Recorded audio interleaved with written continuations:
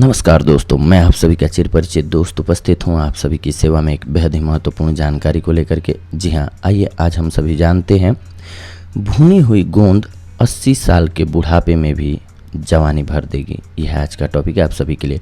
अक्सर लोग गोंद के लड्डुओं का सेवन करते हैं, लेकिन गोंद को भूनकर खाने से भी कई बीमारियां दूर होती हैं। प्रोटीन, फाइबर, विटामिन और एंटीऑक्सीडेंट के गुणों से भरपूर गोंद का सेवन कैंसर से लेकर के दिल तक की बीमारियों को दूर करने के लिए बेहद ही कारगर मानी जाती है।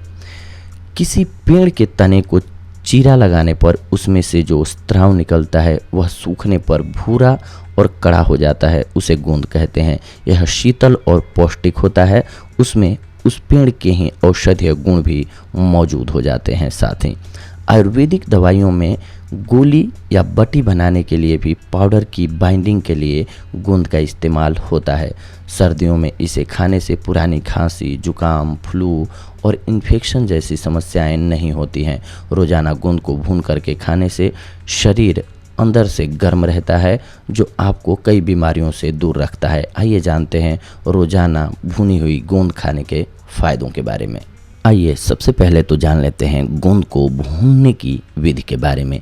एक पैन में 1 से या आधा टीस्पून तेल गर्म करके उसमें गोंद को भून लें। 3 से 4 मिनट भूनने के बाद गोंद पॉपकॉर्न की तरह फूल जाएंगे। सर्दियों में गोंद से बने लड्डू का सेवन भी बहुत ही ज़्यादा फायदेमंद होता है।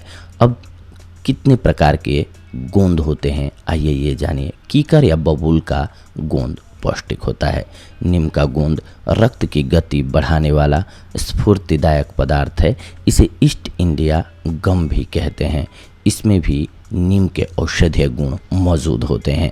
पलाश के गोंद से हड्डियां मजबूत होती हैं।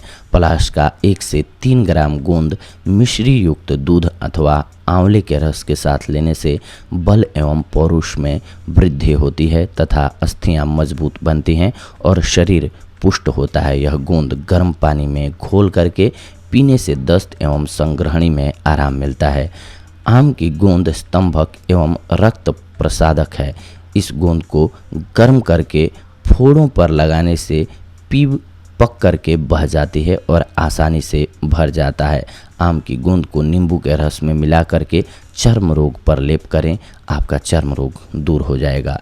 सेमल का गोंद मोचरस कहलाता है। यह पित्त का शमन करता है। अतिसार में मोचरस चूर्ण 1 से 3 ग्राम इसको दही के साथ प्रयोग करना है, आपको लाभ होता है।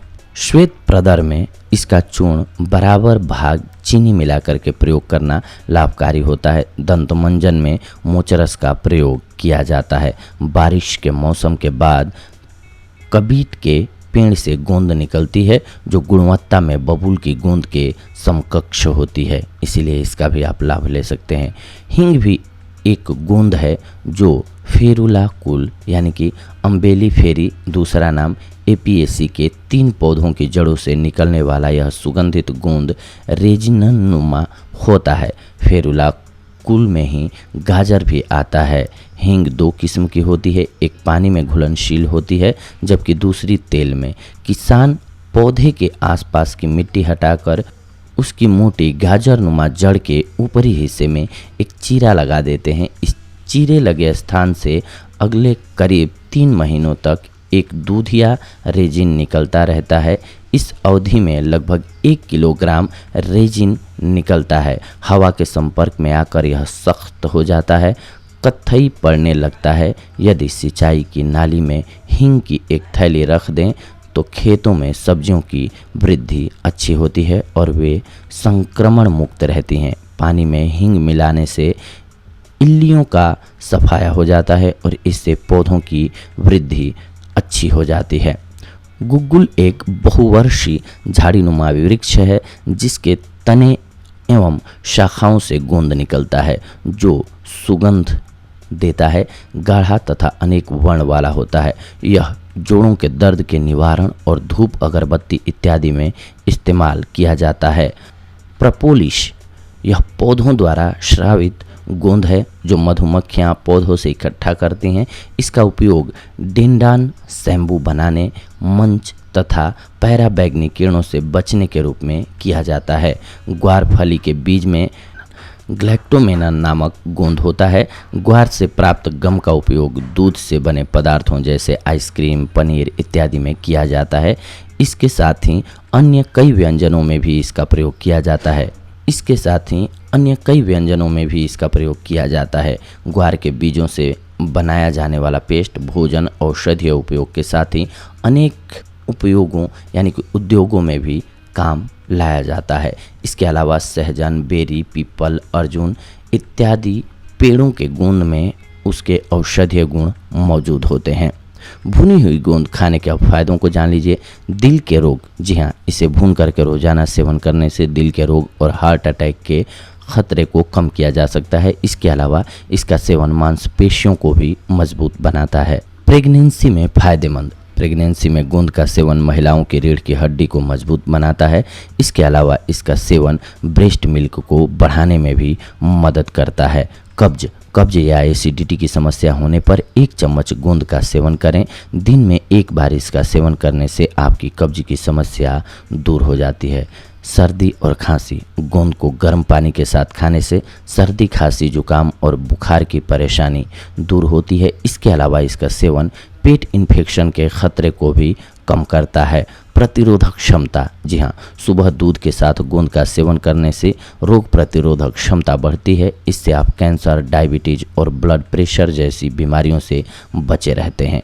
कमजोरी। शरीर की कमजोरी को दूर करने के लिए रोजाना आधे गिलास दूध में गोंद मिला करके पिएं। इसका सेवन थकान, कमजोरी, चक्कर आना, उल्टी और माइग्रेन जैसी समस्याओं को दूर करता है।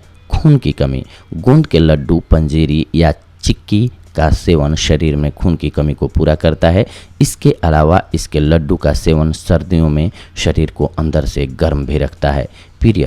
पीरियड्स दर्द, ल्यूकोरिया, डिलीवरी के बाद कमजोरी और शारीरिक अनियमितताओं को ठीक करने के लिए गोंद और मिश्री बराबर मात्रा में मिला करके कच्चे दूध के साथ खाएं, आपको लाभ होगा। इसके अलावा महाशक्तिशाली ऊर्जा से भरपूर गोंद के लड्डू के सेवन से 80 वर्ष का बूढ़ा भी कहे कि अभी तो मैं जवान हूँ।